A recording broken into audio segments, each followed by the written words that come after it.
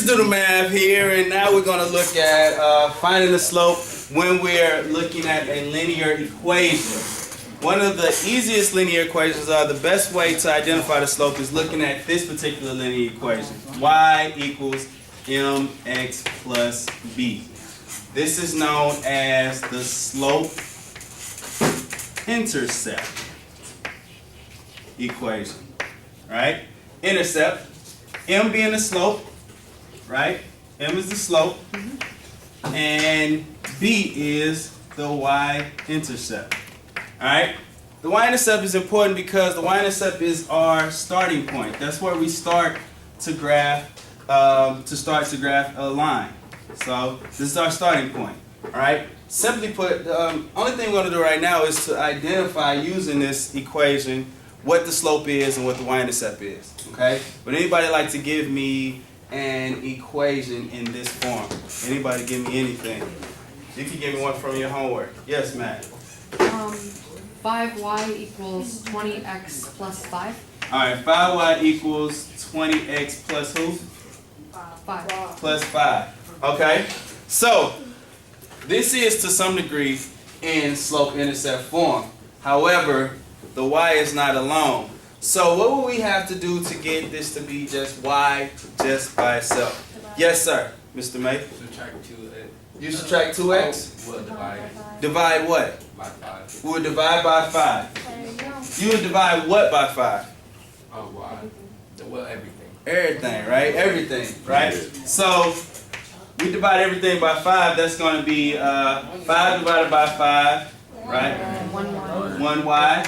Then we got 2 divided by 5, and we'll just keep it like that. So when we're dealing with linear equations, it's best to keep fractions as fractions, right? Don't change them to decimals because we'll have to graph that soon, right? And then 5 divided by 5 again, 1. All right? So now we have it in slope-intercept form. That's y equals mx plus b. Okay? That being said, what would m be? 2 over 5. 2 over 5. 2 over 5. And what is the y-intercept? 1.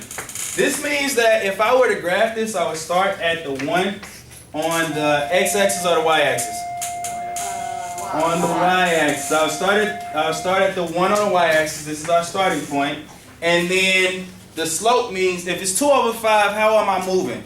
Up 2 over 5. I'm moving up 2 and over which way? 5. Why am I moving to the right? Because it's positive. So I'm moving up 2, 1, 2, and over 5. 1, 2, 3, 4, 5. One hop now. And then we have our line, right? So the slope tells us how our line moves. The b tells us where we start at. All right?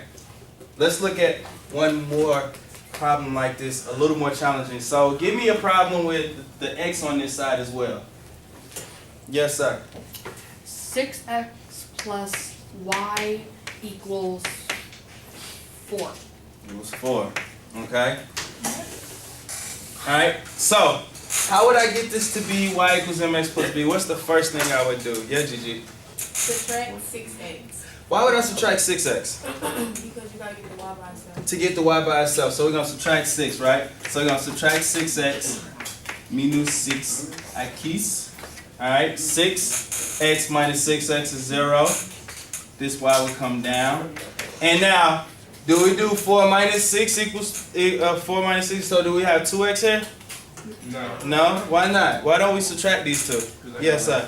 Because the x is counted as a variable and the 4 doesn't have an x, which means they are completely separate. Exactly. These are, so then we would say that these are what? Not like They're not like terms because there's an x here, there's not an x there. Very good, sir. And then we're going to have, so we have minus 6x más 4 plus 4. Right? Yes, sir. Another 6x gotta go in front of 4. Yes. So you want to put the variable first, right? And this also is the way that we want our equation to look, right? Oh, yeah. All right. So now, with that being done this way, what is our, well, first and foremost, now we have it in slope-intercept form, right? We got the y equals mx plus b, right? So what is the slope? -6. 6, and the y-intercept 4. Good. So, can somebody tell me how we would graph this? Where would I start at? The 4 on the what? On the y-axis. Start on the 4 on the y-axis, and how would we move this time? Left. We'll move left. So, what's our move? What's the move? What's the move? What's the move? Yes, sir. By 1, By 1.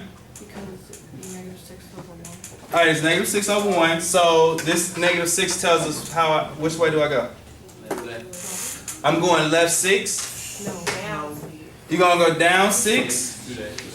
If I go down 6, which way am I going? If I go down, that's the opposite of up, right?